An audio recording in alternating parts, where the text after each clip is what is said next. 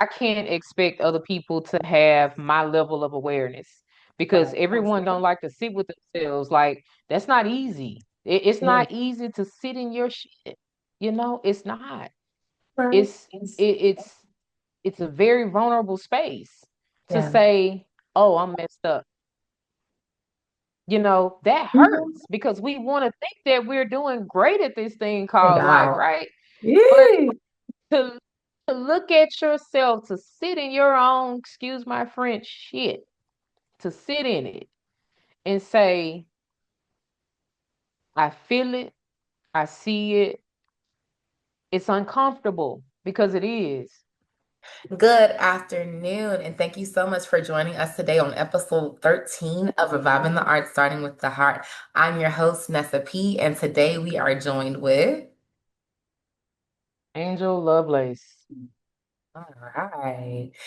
Thank you for joining us, Angel. Are you ready for your question? Let's go, honey, with these questions. Gosh, you about to act up. It's okay. Again, these questions are at random. I have no prior knowledge of which ones will come up. So here we go. Mm, okay. All right. First option is,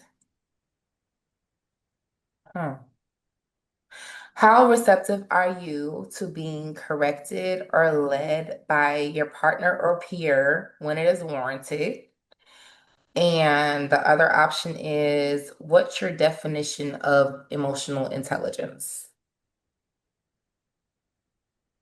I am very open to being corrected when it's warranted. Um, because that's where growth happens, Mm. you know. My biggest thing is I need feedback, whether it come from person, place, thing. Sometimes God will send any form of a signal to shake us or to make us more alert of what's going on within ourselves or i.e. in our environment that Yeah. needs to change. Say that again. I just said I was agreeing with you, definitely. How he uses people to enter into your life at that moment where there's something that he's trying to shift or sift out of you. And I was just listening, well, participating earlier in church, and Bishop was talking about how he uses the enemy to do that sometimes, in us, uses him to kind of to break away some of the things and to refocus us on the purposes, you know. And so I love that response. Thank you so much. Um, I will answer myself so I don't leave you hanging. I am open to being corrected and redirected. I used to have that as an area of weakness, or an area of growth. God had to develop me in that because I was a people pleaser. And I felt some type of way when I would get it wrong, or like I was somewhat of a perfectionist too.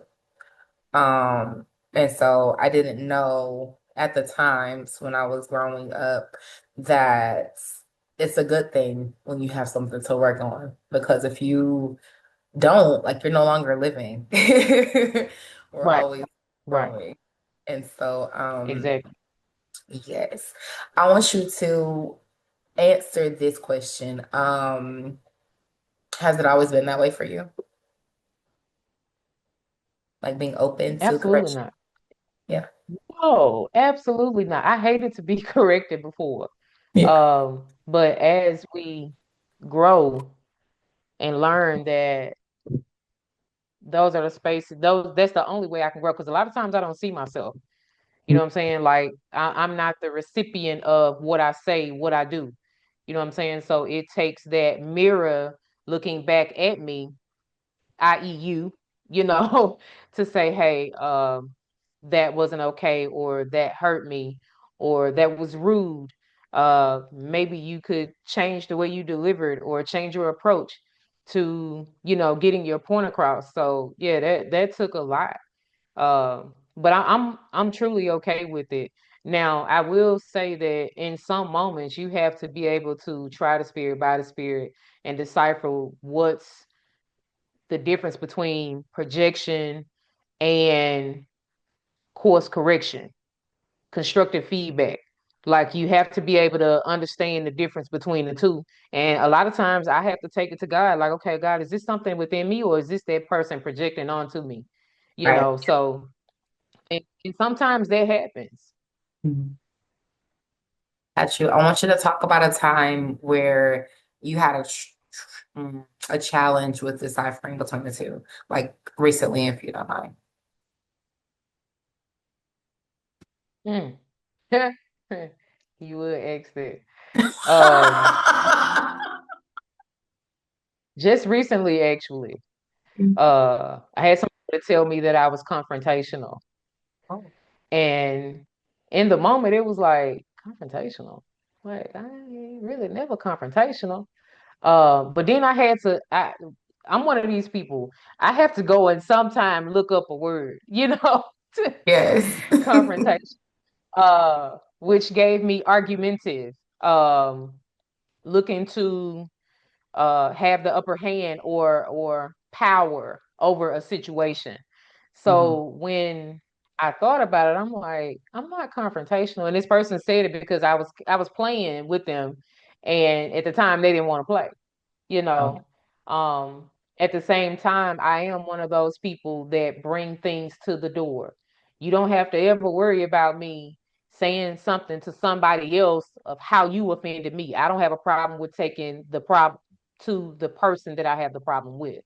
So I guess in a way, um, it can be when we take the root word confront. I am that person that will confront. You understand what I'm saying? But confrontational, no, because I'm not argumentative, because my goal is not to argue. My goal is to find a common medium. Hey, is this what you meant by that? Or if your intention was to hurt me or something like that. But my goal is never to be argumentative. It's always to be clear and concise and walk away with clarity, if that makes sense. Yes, makes perfect sense, and I appreciate that response. I'm wondering, like, on this journey, still, in the present, have you encountered many people who will also give you that energy that you're giving, like as far as being open to being corrected or being solution oriented? Like, is that a norm for you to interact with people like that? No.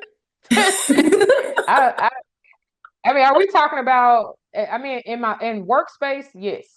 In working environments, yes. But as far as like getting to know uh some women that I've run across, nah, nah, not a lot of them are. Gotcha. And I kind of figured their response, but I don't ever want to assume anything. And so I'm wondering, like, Why do you how say to, that? because it's rare. It's rare for people to, it is. I'm just saying. It's actually something that I can appreciate in the few that have that quality of being able to be solution oriented and respectful and wanting to handle things in such a way where it doesn't have to end in chaos or in destruction or causing pain or being disrespectful. Like it doesn't have to be that Right, way. And I want right. more and more people to kind of build that within themselves. I can want it for them all day, but if they don't see nothing wrong For with it, themselves. then right. I mean, there I grow again, like in every moment we're growing, we're expanding, right? So just I can't expect other people to have my level of awareness because Right. everyone don't like to sit with themselves. Like that's not easy. It's Yeah. not easy to sit in your shit. It's not. Right. It's it's it's a very vulnerable space to Yeah. say, "Oh, I'm messed up." that Mhm. hurts because we want to think that we're doing great at this thing And called life, out. right? But Yeah. to to look at yourself, to sit in your own, excuse my French, shit, to sit in it and say, I feel it, I see it. It's uncomfortable because it is. There's nothing more uncomfortable than being vulnerable with yourself because at that point you're alleviating the ability to blame anybody for your life choices, where your life is currently. You can't do nothing but take full accountability and ownership for everything that you feel at that moment. That burns. It does. It does. And you know what? I'm going to take this opportunity real quick because the Lord did that. That's what this journal is about. Honesty is key. The one that I just released is about sitting with yourself in that space, creating the safe space within you that we try to find in other people so badly. Like that's been something I've been breaking out of myself for the past several years. Um, and truly getting vulnerable and identifying the whys, identifying where did this start from, where did this come from, and just taking the time to do it, putting the energy towards that instead of chasing all the people, chasing the cloud, chasing, all the other things that aren't necessarily benefiting me.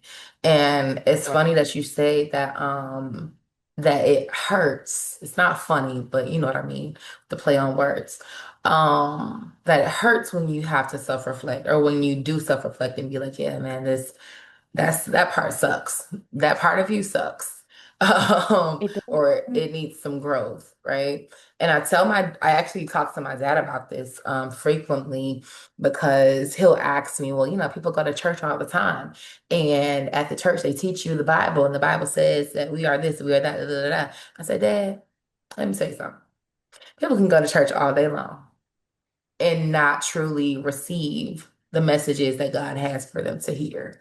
And like as a church kid, grew up in a church, went to a Christian private school, we've had our talks. Um, but like not everybody latched on to what God was dropping at those times, at the times that it was being dropped for me. And that's even people who are older than me. That's for people who may have been sitting in the same pews as me or whatever. Like, and it's no judgment, no shade, no shame, right? But I'm grateful because I knew that small voice was talking to me. Like I needed to hold on to some of these things in order to be here in this present day to do this work and help other people in doing the work. And I was telling my dad, like, people don't like to do the work. And I'm a rephrase that because I rebuke that.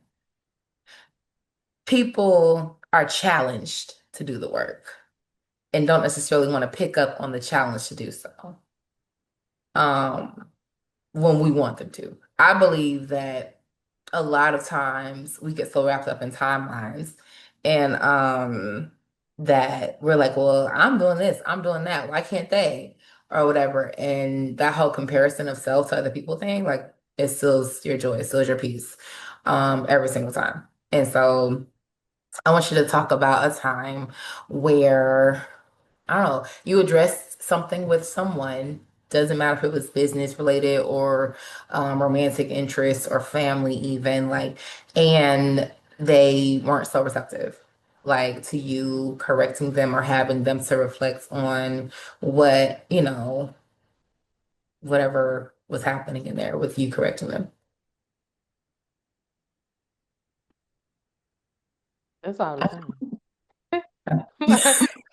We established that in the beginning, that most women aren't up for constructive criticism.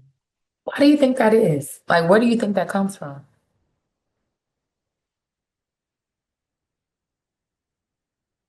Um,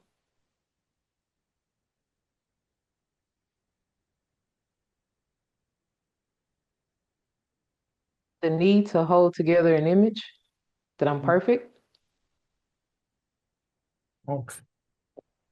it has nothing to do with what's going on the inside of me. It has everything to do with what I need you to see.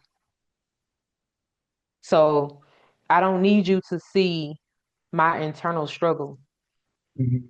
I need you to see the representation that I choose to show you. So, and I find that a lot of people, when you're gifted and you're able to see beyond the eye, these two eyes, Yes. it's almost like you're uncovering. People walk around naked in front of you. You understand Yeah. what I'm saying? So when you can see their nakedness, it's almost like they run for cover. Like that's any, normal thing. Like, hey, you see me. Yeah. Nobody wants to be naked in front of you like that. Mhm. It's like I didn't give you permission to do To that see with me. me. Yeah. Hmm. You know what I'm saying? So it's it's a vulnerable space. Nobody wants. I want you to see what I want you to see. Right. I'm gonna put on this show, this facade. Right, right. That has nothing to do with you. And when someone calls it out, and of course, it's not the easiest thing for me once someone first says it. My Yeah. initial response is like, "Who the hell are you? Come on now, let's keep it above 50." Like, who are you to say X, Y, and Z? But when that other version of me kicks in and say, "Okay, is this something that I do? How Yeah. can I fix this? Like, does this help me be more, do more, have more?" Hmm. Because a lot of times it's our own habits that help us create the life that we experience. You All want to know right. why you got a shitty life? Check your inner dialogue. Yeah. Check your check what's going on the inside of you. It's only a projection. That part. That As part. within, so without. You know what I'm Yeah. saying? What goes up must come what down. Period. Yes. You know what I'm saying? So it's a universal law. If I exude, it's got to come back. What goes out has to return back. It can't return void. It's a Right. universal law, right? So I don't I don't knock them for it because Yeah. it's human. You're operating in your humanness. But it's only when you decide, hey, I want to be better and I'm choosing to deal with me and all of me and getting okay with being with that's on the inside of you. Yeah. You have Yeah. to be okay with saying I'm messed up. Right. So then the question becomes, okay, what are you gonna do about it? That part. And when. That's my next question. Like, I'm a I'm gonna piggyback on what you were saying and I'm gonna follow up with that. I agree with you 110%. Um, because it's intimacy, right? Into me, you see all of me. You see the parts that I don't even know that you see. And it can be daring, right? Because I think a lot of times I was talking about something like this with my cousin earlier today. As kids, we're told to shut up. We're told to, be seen, not heard. Like, and so when people actually see what you're saying without you saying anything, like that's a whole nother level of intimacy that not a lot of people have been exposed to or know that they have been exposed to because of upbringing. I'm going to take it back to childhood. I think that a lot of it has to do with the spaces that we were brought up in, um, for what was seen as okay and not okay in terms of allowing people to see, like, because when, I'm as an educator, I believe in having certain conversations outside of the presence of children. Yes. Out of respect for their youth and their development and everything. However, when I was a little girl, my father went through this season, and I call it depression because that's what it looked like to me, where he wouldn't come out the room. He would barely say anything. He was sick. He had shut everybody out. Um, and something told me to just go in the room, go see him, go speak to him, go love on him, go, like I've always been that. And that's God bringing us out today. Oh God. Um, And he didn't want us to see him like that. Because for a man or any person to be down like that, that's perceived as a weakness, right? The same with intimacy. I think that that is a lot of the issue between a lot of women not wanting people to see them like that. They see that as being weak, and it's not a weakness, that's a strength. Like to allow yourself to be seen and just present yourself as you are, like not necessarily always the roughest parts of you are, but yourself in total. Like that is something that is a superpower. I think it's something that should be celebrated. And so I don't talk about that often. Jesus, I hear you guys. I think that and we can talk about the other side too with my mother. My mama worked 6 jobs at one point to take care of us because of things that were happening in life. And not once did I hear her necessarily complaining about the work or whatever. She had this strong woman face on. I never saw her cry. I never saw her, you know what I'm saying? Like, and granted, I wasn't a little girl, like little. I might have been like around teenage age or whatever, or transitioning into that. But she, I think that's where I got it from at the time because I used to also have on this strong superhero cape that I was Miss Unstoppable, that I don't have to be vulnerable. No, I'm not gonna cry. I'm not gonna whatever. Like, nah. I didn't necessarily care for people to see me or whatever as far as that level of intimacy goes. Because I appreciate when people saw me. Oh, you see me, you see that I need a hug, or you see that I'm struggling in this area right now, like you're gonna speak life into me, like that is love to me, right? That's a high level of intimacy to me when a person pays attention and knows, and is able to and willing to provide that level of support if, if they have the space to do so. But I think that a lot of it, going back to childhood, comes with that though, like whether or not parents or teachers or the adults in their lives show them what it's like to let the armor down, and it helps me to understand people a bit better being an empath. That'll do it. Mhm. I can definitely tell you, being an empath, that there are stages to being an empath though, Yeah, because that first stage you're just taking on everything. You know what I'm yeah, saying? And I think me and you talked about that. yeah, You're taking on everything. You feel everything. Oh my God, you got the weight of the world on your shoulders. And you go through a series of lessons. They're hard. They hurt. Same thing. And you learn. You learn how to hold space, but not overtake, yes. over allow other people access to you. Mhm. There, and I'm still learning that part. You know, Amen. as life continues to progress for me, I'm learning that every battle's not mine. Your problems aren't my problems. I can feel them.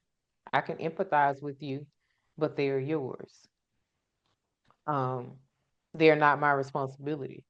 So, and that has taken some time because I walked around with a cape on for a very long time, Yeah.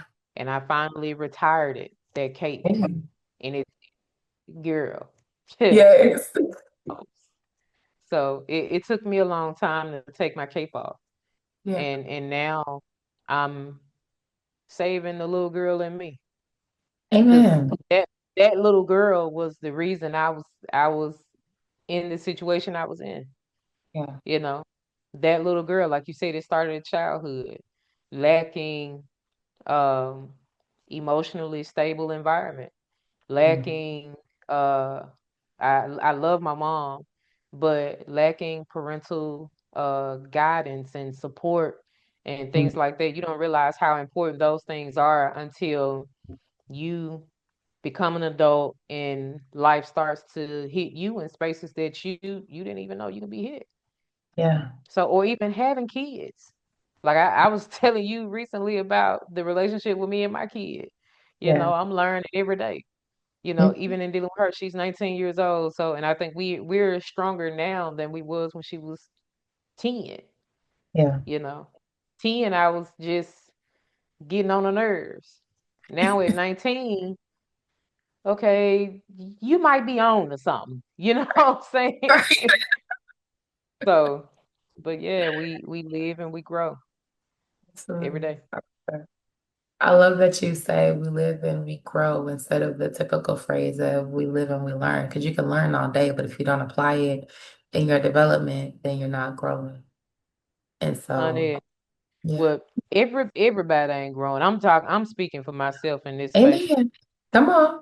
I ain't mad at My it. Like bad. for real. No, you good. I was getting to know a young lady, one of the last ones that I was truly moving with the intent to date. And there was a lot of areas of growth on both ends that needed to happen before any type of building could happen, right? And I know that I triggered a lot in her because of how I presented myself, and how I've applied a lot of the things that I've learned along the way over the past few years, and how to interact with people in such a way that isn't normal, but in the best ways. Um, and I know now that a part of the reason why we couldn't go forward was because of the areas in her that she's still being developed in, and the areas in me that I'm still being fine-tuned in when it comes to shaking off that people pleasing, shaking off like I tried to pick up the cape a little bit and God said Hmm. no, like put it down. It ain't it ain't yours. It's not mine. It doesn't belong to It's me. not. No. It And I'm grateful. I am grateful. I'm grateful for the growth. I'm grateful for the acceptance of knowing better and then choosing to do better. mm, Um, it's definitely a choice. hmm And that's what I was telling my dad, like going back to the whole church situation, he'd be like, people spend all their time at church and leave the same way. And I said, that's a problem. Like, not all churches are the same. Mine is a great one. But the church is a sick room. You're supposed to go and receive the healing, right? And healing is an ongoing part of our journey. Like you're never completely healed. Because things are always going to come up and try you again. There's always going to be something that we are developing in and growing in. And I think that that's a lot of the reason why Mm. Okay, God. Why? Oh, God, you're funny. Jesus, he is hilarious. Okay, all right. Why a lot of people leave? Um, why a lot of people leave church is what is a lot in my head right now.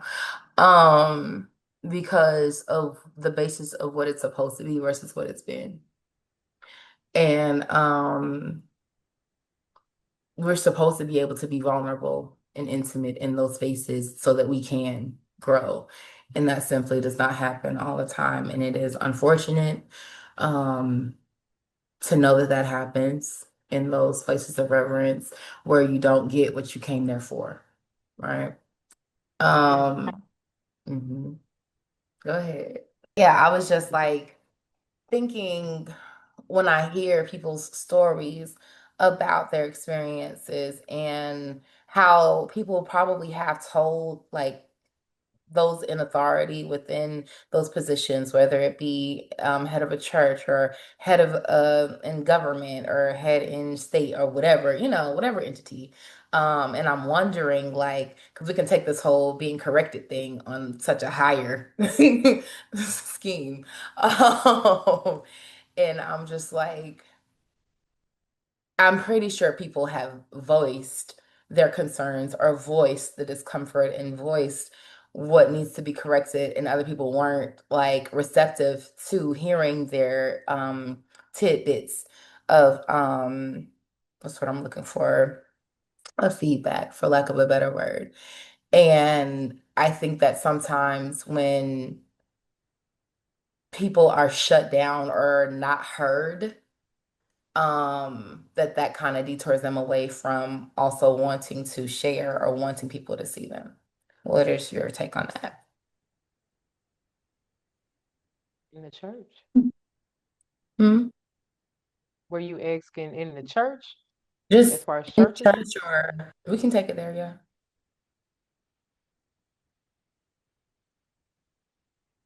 I thought we was already there. I mean, we are, but I was also talking to politics and all the things too, so we can take it there. Um, church, politics, corporate America. Hmm. It's a hierarchy. Yeah. You're beneath me, so who are you to tell me anything? At that point, at that point, it's about power Mm. and superiority. Okay. That's church too. Corporate Mm. America, politics, and even in damn, I just got that one. Relationships too. Oh. the the unsaid. Who are you? We can be in relationship with people who look down on us and it not even be voiced. Mm.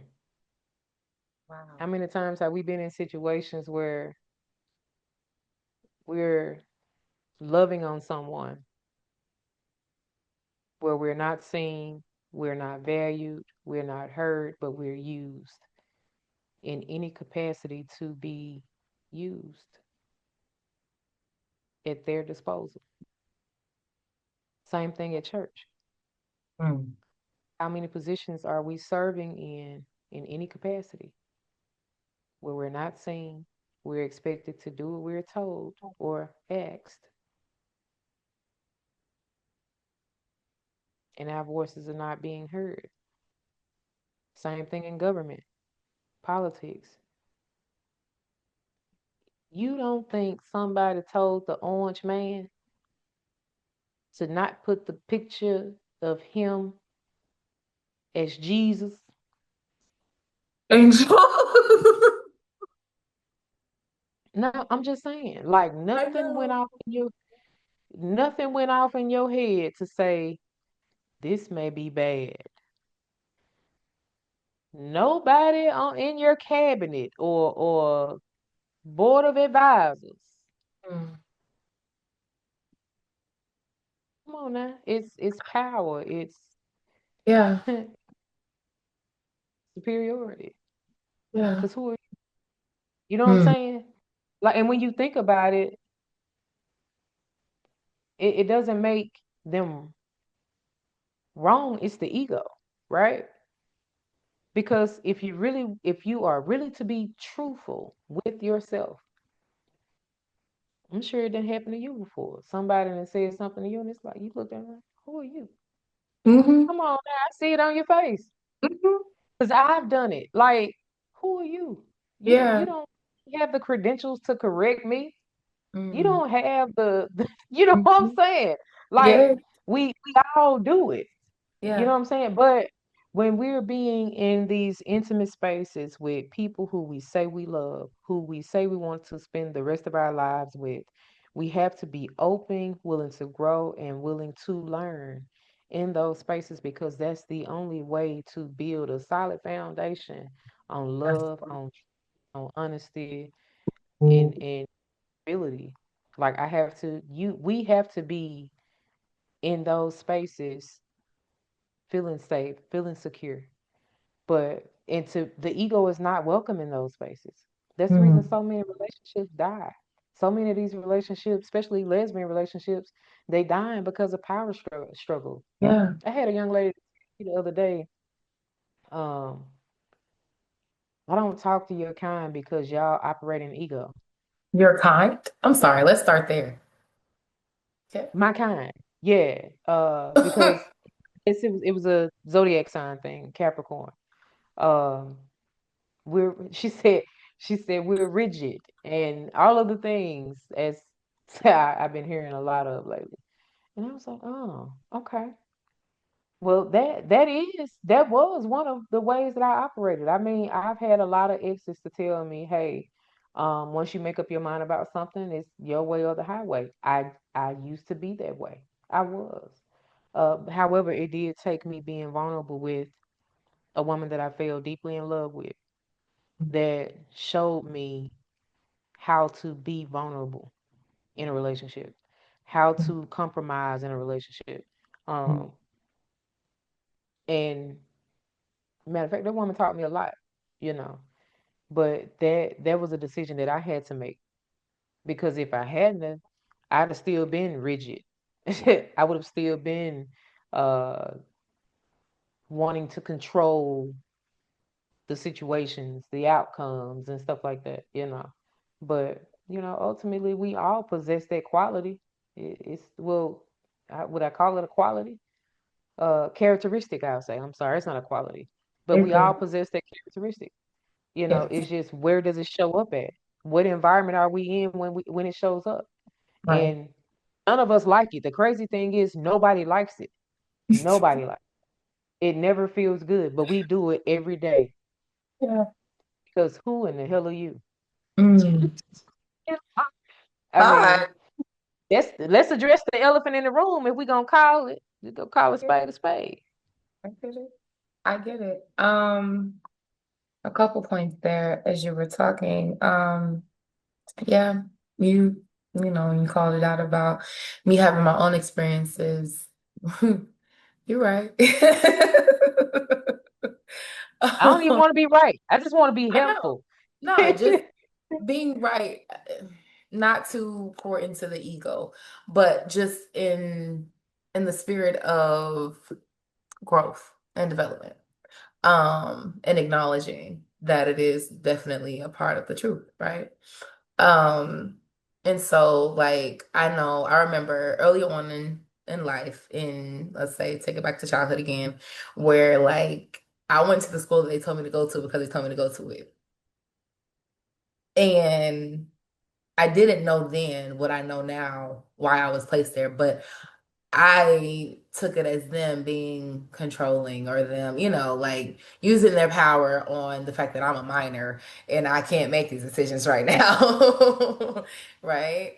Like for myself, they knew something that I didn't. How that was going to be used to shape me up into the person that I am now. And then take it a step further, being at that school, like, yeah, we were voluntold to do a lot of things, right? Christian school. Oh yeah, you're gonna do this pledge. Oh, you're gonna sing this song. Oh yeah, come on. You do this. Like even when you didn't want to per se. But I think it's amazing though, because the areas where where I thought I was being mm, targeted, um, or like appointed to be the spokesperson, right? Because that's what I was. That's what I became all throughout like schooling and up until my senior year of high school, same school. I was like one of the faces of the school, right? Because that's who they brought me up to be. And I could have continued in the negative emotions towards that instead of seeing how God was going to use that later, right? Because what's That's the that? thing. Yes. He causes all things to work together for the good. And he turns what the enemy meant for evil for the good. And so coming up and then being in those situations in present day in adulthood and like witnessing other people, like I've had people lie on me. I have people tell me how to do my job, though I am the expert. Like I've been in this game for a long time. No. Yes, I want to be better. Yes, I'm always growing. But if I know that you're telling me something that isn't going to hurt this, that is going to hurt the situation or this child or whatever, I can't. No, go sit down. No. Please have And several hey, seats. it same thing here. It's the Yeah. same thing here. 18 years in trucking and logistics, and Mhm. for a long time, it was like, man, how you gonna tell me? Like, who are you? What have you accomplished? What have you done? You know what I'm saying? Yeah. But what I've learned is that you can learn, it can be something small. Yeah. It can be Yeah. something so small. So I'm open to listening. Yeah. I take what I can use and what I can't use, that's yours. Ain't got nothing to Period. do with me, you Period. know. So, and even as an expert in the business, I'm always growing. There's always something to know. There's always something. The industry is ever evolving. There's just like mental health Yeah. always evolving. They coming up with new mental health diseases every other day. You You're know, right. Unfortunately, I'm yes. serious. Yeah, Yeah. and that's a whole nother topic. I would love to have that conversation with you. Um, in which I've had it with a few mental health specialists. And the funny thing is you have what you were taught in school and you have the reality of the situation. Yes. Yes. This is the That is so reality. true. Yes. This is what was not done at this age, which is why we have this. And based on my Yes. schooling, this is how we're supposed to treat this. Period. Girl, when I tell you those conversations, because I'm like, I'm a reader, so it's like Yes. I study human behavior, and it's like, hold on, wait a minute, but ain't this why this going on? Well, yeah, but based on this, Hmm. I love it. Absolutely. I love it. Yes, me too. I do too. I enjoy it. Truly to get to the root. The root is where it's at. And I take that back to like the core situations and interactions that have shaped us, right? Like, and I can't help but talk about God.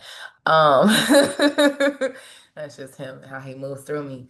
But how those experiences earlier on shaped me, like in order to be able to do stuff like this, to have these conversations, to write the book that kind of gives a guide for healing purposes, to allow him to use my life in the ways that he does. Um and to have the background, like I'm just sometimes I'll just sit back and reflect on all of it, right? And I see where I am now, and I see why I had to go through the things then that are helping me Mm, now, which are also in turn right. helping other people. Like it's like you realize that it's so much bigger than just you in those moments. Always. Yes. Always. It's always bigger than you. Nobody's ever bigger than the program. I said that on a live not too long ago. So many, and I feel like too that social media has us acting out and making us think that we're bigger than the program. Nobody is bigger than the program.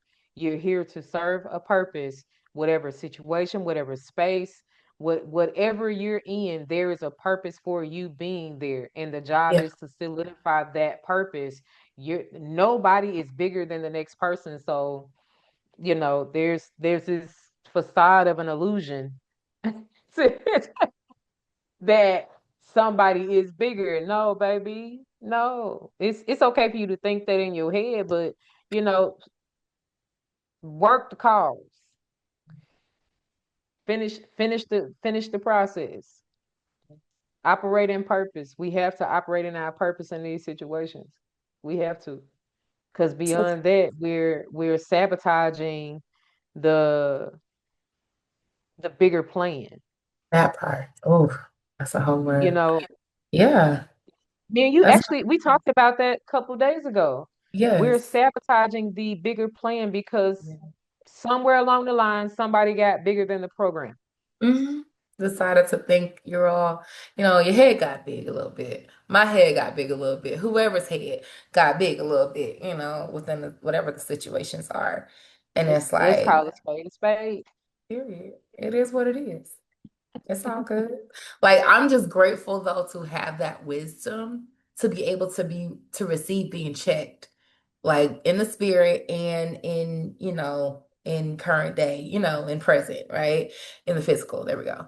But I love that I have been shaped to be able to be receptive to it. And I want that for other people.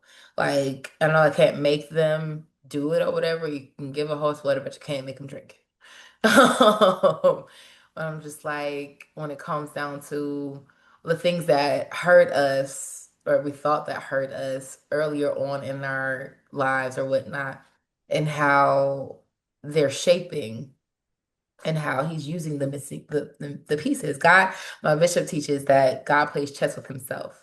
Like it's rigged for us to be successful. Though we are tested all the time, he sends the enemy to test us. Like he sends him to stir it up. He sends him to burn everything down or, whatever, like to see what we're going to choose to do. Like, and I'm grateful that God gives us that opportunity to reflect and look at how good he's been, what he's brought you through, and give you a glimpse of what he's taking you to. And so it amazes me. Let's rephrase it. Okay. I don't believe God sends the enemy. The enemy just there. Mhm. The thing about it is that our God consciousness um has to be able to distinguish the two, the Okay. difference. I wouldn't say this just like the story about Job. Life happened, Mhm. right? So when we, of course, we understand what the scripture says, but we gotta keep in mind God is not man, right? Right. God is not human.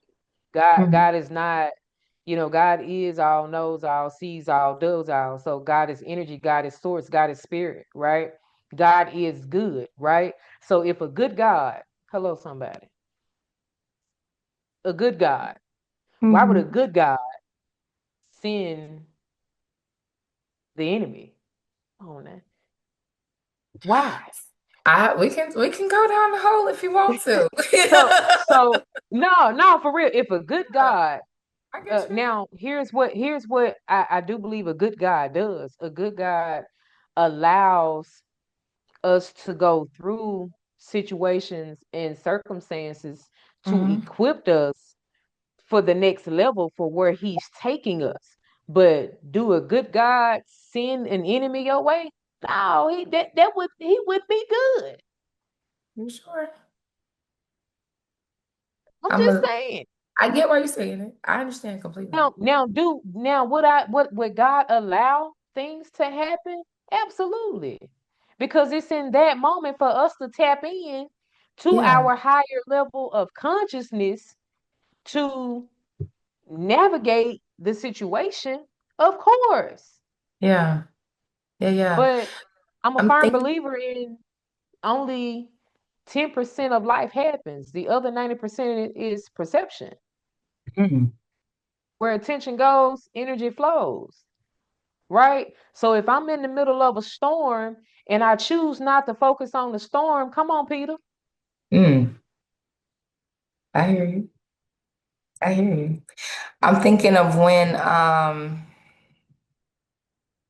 let's say, like in Deuteronomy 28, when he sends the enemies to disrupt, he sends them to challenge them, to make it so that in all the situations, you have no choice but to know that it is God.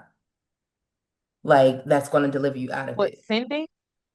Yeah, like sending the enemies, like whoever, like whatever it is. Like say for example, because that's a spirit, right? Say for example, me going through the home buying process. I was faced with so much at that time, so much turmoil, and it was mental warfare, psychological warfare, which I gave credit to the enemy stirring things up, right? Like, oh, you're trying to stop me, you're trying to block me, or whatever. And I was blocked a couple times, but being redirected and then redirecting myself, affirming myself with the word, like, and that right there is what God gets the glory out of. Like, yeah. I get it. Allowing him to come and do the things and stir up trouble and to steal, kill, whatever. Like he comes to do all of those things, right? But God came so we can have life and have it abundantly. My belief is that it is allowed, yes. And I also believe that he like gets his messages from God to go, like, God, can I go do it now? Can I like God, can I now? Oh, Well, we let me got to talk keep in mind about this. the enemy was once an angel. If we're gonna Agree. go That's what I'm saying. if He's a we're spirit gonna talk too. scripturally, Yes, he's a spirit too. if It's a whole spirit. All of it is spiritual. I but know. the so it's is it are we looking at a duality? You know what I'm saying? The yin and the Mhm, yang. So mhm, all right, so here's the thing, and I can even take it with what you just said. So there was a fight, right? mhm. You was able to make it through that with meditating on the word of God, right? That's how you made it through that. Yeah. You Yeah. think as a father, come on, Mhm. let's paint this picture. As I'm a listening. I'm father, here for it. Yes. I'm a parent. I got a Yes. whole 19-year-old child. Yes. I'm a send. You think I am going to send adversity her way? Mm-hmm. Mm-hmm. I'm not. I'm gonna tell, I'm I'm gonna not tell going you to why. send. Wait, I wait, get you. wait. Let me finish. You gotta let me finish. Go I ahead. am not sending my child adversity. You know why Mhm. I'm not? Because I love her. Yeah. You know what I am gonna do though? Yeah. I am going to equip her when adversity comes. So that just because God is God doesn't mean that you're not going to have adversity. Mhm. That doesn't mean that he's going to send it. But like you said, when we operate in a duality, right? Because we see a good and an evil because that's what we've been taught, Mhm. right? But you said this prior to that all all things work together for the good of God. Yes. That Yes. goes as far as seeing, do am I going to do am I choosing to see the cup half empty or am I choosing to see the cup half full? What God Mm-hmm. did was preparation, Mm-hmm. right? S- Come on, come on. Okay. I love this. I love this. It's so good. I love it. So yes, preparation and also to test. He tests us. He tests us all the time to see what we're going to choose to do. But do that mean that he okay, all right, let's say this. God is the gift and the giver of life, Mhm. right? So that means that God is all things. So I guess we can agree to disagree. Yeah. We gonna let love be what it is. You hear me? Yeah. It's all good. Because it's Yes. all because at the end of the day, it's all just language. That's it. That's That's it. it. Period. That's I said, it. I love look, I it. just want to start a healthy debate, Rick. Look, we're gonna start a healthy debate and we're gonna end it on, you know what? Absolutely. On love. Because we saying the same thing, just Yes, different essentially. terms, Period. that just different words. Period. That's it. That's all good. Nah, I love it. I enjoy it, Shirley. I ain't had that yet. Oh, thank you. You said what? I ain't had nobody push against me yet on the podcast, Always and push, even right, wrong, or I indifferent. I welcome like it. to push because I wanna expand the Yes. conversation. I want to take the. But what I noticed was you stayed grounded in the word. You wasn't willing to Yeah. come outside of that, so I couldn't pull you out of the word. So I just let it be what it was. I Yeah. wanted to go outside of that and talk a little bit higher, but that's cool. I respect that about you. I knew that was about you, but and I tried to pull you out, and I was like, okay, she gonna stay there. She don't want to go. She don't want to go nowhere else. That's hey, Um, that's good for you. I appreciate you. You good, but you already know that about me though, honey. I know. I We know. gonna expand. We gonna talk. Period. I love it. You'll be back. It's all right. On the podcast, you'll be back. Yes, ma'am. I enjoy it. It's healthy. It's good. Like mm. Yes, God is amazing. And I appreciate Always. you. They're gonna wrap up because we've got over an hour, um, almost there. But I truly appreciate you for taking the time to chat with me on the podcast, Surviving the Heart, Starting with the Heart, and talking about all the things. Like we went on so many different tangents. And that's what it's about, though. Like having the conversations with the people, like how we talk, Like, you know what I'm saying? How we can just flow and whatnot instead of just keeping it at one level. Like, it doesn't have to stay there. It's not supposed to. We're supposed to push each other. We're supposed to expand. We're supposed to grow and flourish and build in those healthy relationships that we're cultivating. Um, and so I appreciate you, Angel. Thank you so much for joining me today. Likewise. Thank you for having me. Yes, ma'am. All right, y'all. Join us next time for the next episode of Reviving the Art, Starting with the Heart. Remember, you can purchase your very own card deck on Etsy and on TikTok Shop.